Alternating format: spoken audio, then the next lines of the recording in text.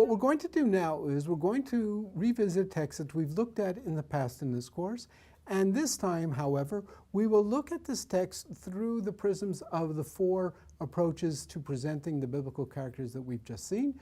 We will also include several different commentaries from the Middle Ages as well as a modern commentary, and we will reflect on what those say vis-a-vis what we saw in Amos Frisch's article, and we will explore what are some of the educational implications of what we're doing here in terms of teaching this text about these various characters. So now, when we look at Genesis 27, as we said, this is a text that we've already visited.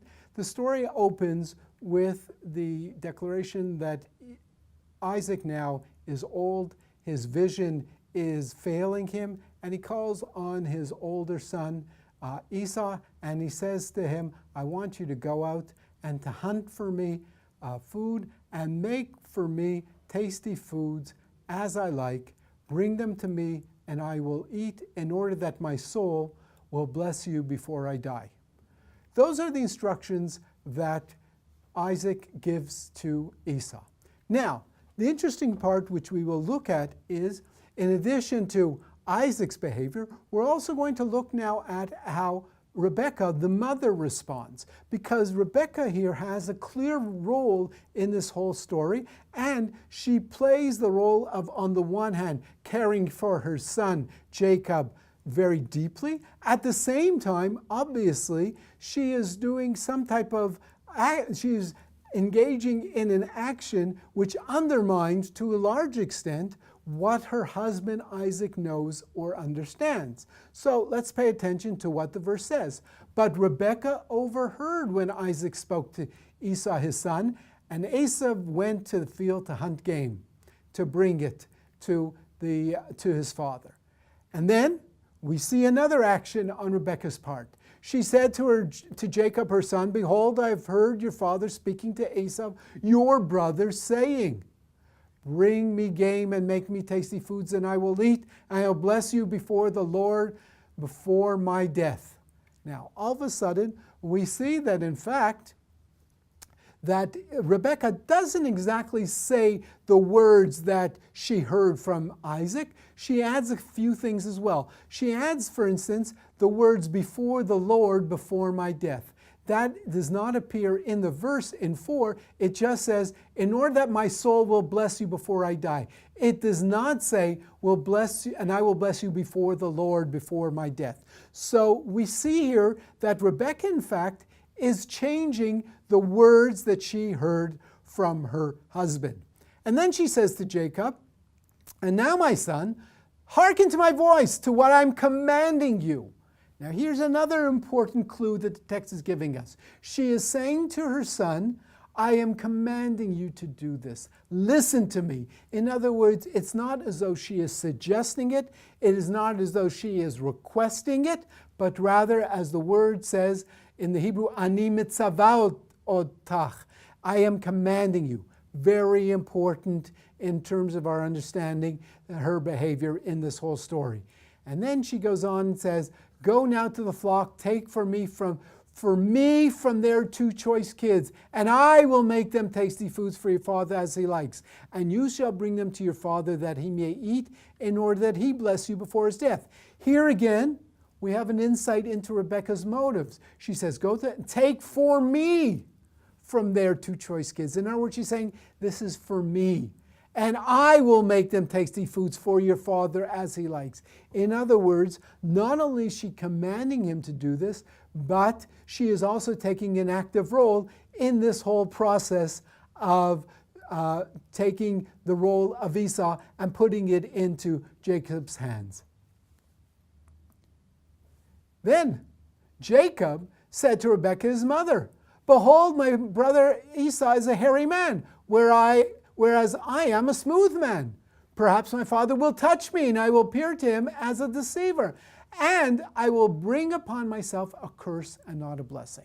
Now here we have an insight into Jacob's behavior. Jacob here says something fascinating. He says, my brother is hairy.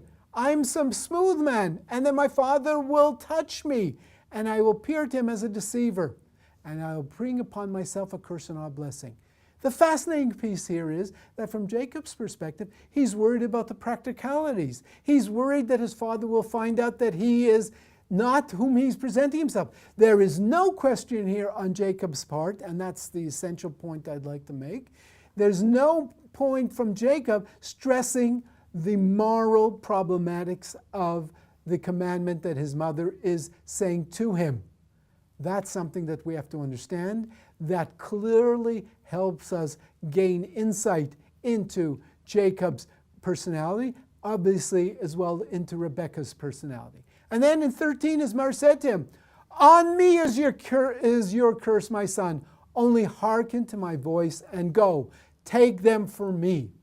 Once again, take them for me. Once again, Rebekah includes herself in this whole process.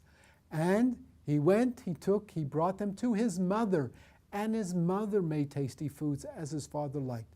Once again, the text emphasizes the commitment of Rebekah and the significant role, active role, that she assumes in this whole story. And Rebekah took the costly garments of Esau, her elder son, which were with her in the house, and she dressed Jacob, her younger son. Once again, we see how she assumes an active role.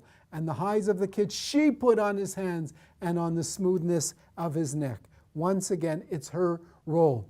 And she gave the tasty foods and the bread that she had made into the hands of Jacob, her son.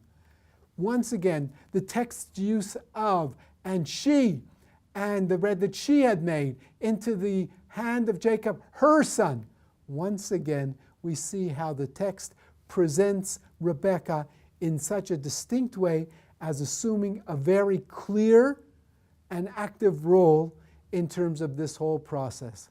And he came to his father, Jacob came to his father and said, "My father!" And Isaac said, "Here I am! Who are you, my son?" And here Jacob said to his father, "I am Esau, your firstborn. I have done as you have spoken to me. Please rise, sit down, and eat of my game, so that your soul will bless me." Jacob here appears to tell his father, "I am Esau, your firstborn." It has to be, we have to understand it, I believe, literally as a deception of his father. We have to understand that Jacob here decides to lie to his father. "I have done as you have spoken to me." In fact, this was spoken to Esau, his older brother, and not to Jacob, the younger son. And now let's look at how some of the biblical commentators relate to the problematic or questionable behavior of Jacob, of Rebekah, and also what's going on here with Isaac as well. So the first one we look at is from the Midrash in Genesis Rabbah, where Jacob says to his father, "I am Esau, your firstborn. I have done as you have spoken to me." And then the Midrash says something fascinating. "I am destined to receive the 10 Commandments, but Esau is your firstborn." What is the Midrash dealing here with? They're trying to explain in an interesting way that there are two different issues that Jacob is presenting. "I am destined to receive the 10 Commandments, but Esau is your firstborn." Here, there's a clear attempt to rationalize Jacob's behavior by stating that it is Jacob who is destined to receive the 10 Commandments. At the same time, there's no denying the fact that Esau is the firstborn. So here we have a Midrash which attempts in all different ways to justify what's going on here, because ultimately it is Jacob and his children who will receive the 10 Commandments. And that, to a certain extent, from what we can understand from this Midrash, is the rationale for why Jacob does what he does. That's one explanation. A second explanation, which appears in the Midrash Tanchuma, when Esau was hunting and tying his catch, the angel was untying and setting it free. Again, the angel would set it free. And why? in order to prolong the hours until Jacob will go and do what he needs to do, and goes into his father, and his father will eat, and Jacob will take the blessing. Now here, the Midrash adds an interesting concept or an interesting idea that does not appear in the text. And what the Midrash here, the Tanchuma, adds is the fact that the angels here were helping Jacob throughout this whole exercise. How do they do that?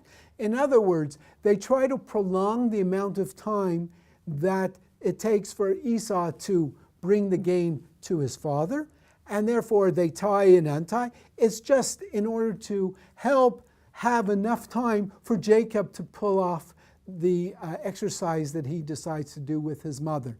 And what this Midrash is adding is that in fact it wasn't only on Jacob's head, this responsibility, but in fact, according to this Midrash, the angels are part of this experience as well. The angels here are condoning and helping Jacob to move this ahead. So that's a different kind of explanation, but once again trying to explain and to a certain extent to justify what Jacob does. Now, here in this third Midrash, which is in Genesis Rabbah, we have a different take on this. And here the focus shifts. He, Jacob, went and and brought to his mother what she had asked him to, under duress, bent and weeping. This Midrash takes a different approach. This Midrash tries to exclaim that, in fact, Jacob is doing this against his better judgment, and rather it's his mother who is commanding him to do this, and he's only doing this under duress, as this Midrash. And here, the focus is very different than the previous two. Now, we have another Midrash which has a whole different take. And this Midrash refers to a story which takes place later on in Lavan's home, later on in the story in Vayetze. And here, the story, if you remember, takes place that Lavan, to a certain extent, deceived Jacob and gave his older daughter, Leah, instead of Rachel, who was the one that Jacob had worked for 7 years to earn and to receive. So all of a sudden that night, this is a Midrash which is fascinating. All that night, she, Leah, acted the part of Rachel. As soon as Jacob, rose in the morning and he saw there was Leah, he said to her, "Daughter of the deceiver, wherefore have you deceived me? How could you have done this to me?" And listen to her response. Said she to him, "And you? Wherefore did you deceive your father when he said to you, 'Are you my very son Esau?' You said to him, 'I am Esau, your firstborn.'" This Midrash takes a very different approach. This Midrash says that in fact, Jacob deceived his father, and later on in the story of Lavan, the tables are turned, and in fact, Leah says to him, "You did the same type of deception to your father. Yet you say, 'Wherefore did you deceive me?' Did not your father say about you, 'Your brother Jacob came in deceit'?" In other words, here the rabbis who wrote this Midrash, who prepared this Midrash, are clearly condemning Jacob's behavior in our story in 27. And they believe that this comes to haunt him in the later story of Lavan. Fascinating interpretation, clearly very different from the previous commentators that we saw. Finally, we're going to look at Rabbi Elazar, who says, "Come and see how a person should live in a straight way. See that because Jacob took the blessings from Esau through trickery, you should know that no nation other than Esau's nation ruled over Israel."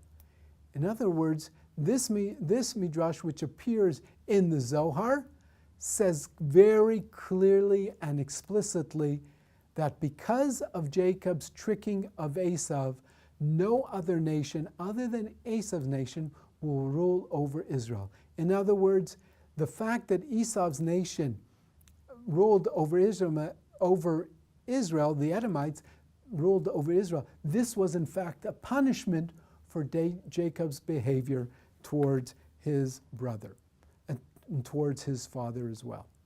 Finally, we'll look at a modern psychological understanding, which is a piece from a book called The Genius of Genesis by Dennis Schulman. Jacob's journey to Laban's home involves significant danger. This journey requires that Jacob travel through the wilderness between Beersheba. Interesting, although Isaac is a wealthy man, Jacob travels throughout without retinue or possessions, emphasizing the spiritual journey that Jacob had just begun. What Schulman is saying is that, in fact, Jacob sinned when he did what he did to his brother and to his father. And now, when he leaves his father's home, he has to embark on a spiritual journey in order to take on a whole new role of responsibility and a whole new role of moral directedness and moral activity to set a new path for the future. Thank you.